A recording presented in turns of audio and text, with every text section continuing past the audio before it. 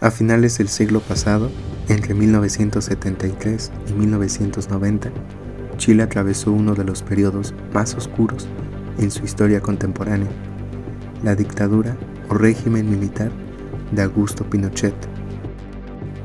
La dictadura comenzó el 11 de septiembre de 1973, tras un golpe de Estado encabezado por las Fuerzas Armadas y liderado por el propio Augusto Pinochet, quienes decidieron derrocar al gobierno legítimo y democrático de Salvador Allende bajo la excusa de la crisis económica latente en el país, producto de las políticas nacionalizadoras de aquellos años, y que eran percibidas con temor por ciertos sectores políticos, militares y empresariales como una señal de que en Chile se estaba instaurando un Estado comunista que precarizaría a la población.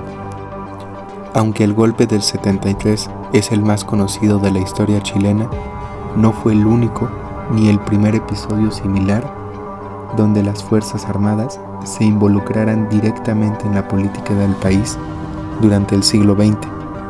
A lo largo de ese periodo, Chile atravesó diversos momentos de inestabilidad política y fuerte intervención militar en la vida pública. Uno de los antecedentes más importantes ocurrió en 1924, cuando militares presionaron al gobierno mediante el llamado ruido de sables, una manifestación de oficiales dentro del Congreso que mostró el creciente poder político del ejército. Poco después, en 1925, el presidente Arturo Alessandri regresó al poder con apoyo militar y se promulgó una nueva constitución que buscaba reorganizar el sistema político chileno.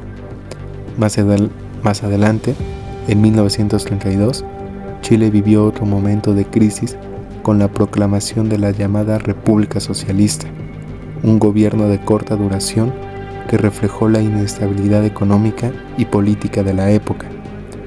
Pese a que Chile logró consolidar posteriormente una tradición democrática más estable que otros países latinoamericanos, las Fuerzas Armadas continuaron siendo una institución con gran influencia política.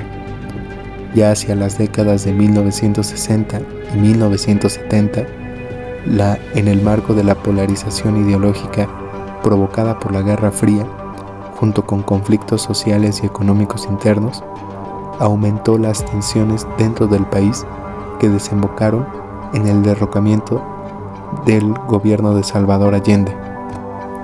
El desprecio o deterioro en la relación entre el gobierno de Allende y el ejército se originó desde que éste asumió la presidencia en 1970. Bajo una orientación socialista, Salvador Allende buscaba transformar la economía y la sociedad chilena mediante reformas profundas. Entre sus principales medidas estuvieron la nacionalización del cobre, la reforma agraria y una mayor participación del Estado en la economía. Sin embargo, estas políticas dividieron fuertemente a la sociedad chilena. Mientras algunos sectores populares apoyaban los cambios, grupos empresariales, conservadores y parte de las Fuerzas Armadas consideraban que el país avanzaba hacia una crisis política y económica. Durante esos años también hubo inflación, escasez de productos, huelgas y una creciente tensión social. Además de los problemas internos, Chile se encontraba en medio de la Guerra Fría. En ese contexto, Estados Unidos buscaba evitar la expansión del socialismo en América Latina y veía con preocupación el gobierno de Allende. Por ello, a través de la CIA, Estados Unidos apoyó con logística y planeación a las fuerzas inconformes que buscaban cambiar la situación política del país. Asimismo, consumada la dictadura, Estados Unidos continuó manteniendo relaciones diplomáticas y comerciales con Chile, legitimando así a Pinochet como su dirigente, hasta finales de la década de los 80, cuando, bajo presión internacional, abogó por un cambio democrático en el país. En 1988 se realizó un plebiscito para decidir si Pinochet continuaría en el poder. La campaña del no logró reunir a distintos sectores políticos y sociales que buscaban recuperar la democracia. Finalmente, la mayoría de los ciudadanos votó en contra de la continuidad del régimen militar.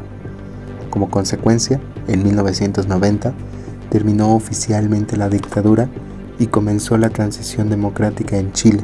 La dictadura militar fue un periodo de profundas transformaciones y fuertes conflictos. Por un lado, modificó la economía y la estructura política del país, pero, por otro, dejó graves violaciones a los derechos humanos y heridas que aún forman parte de la memoria colectiva chilena.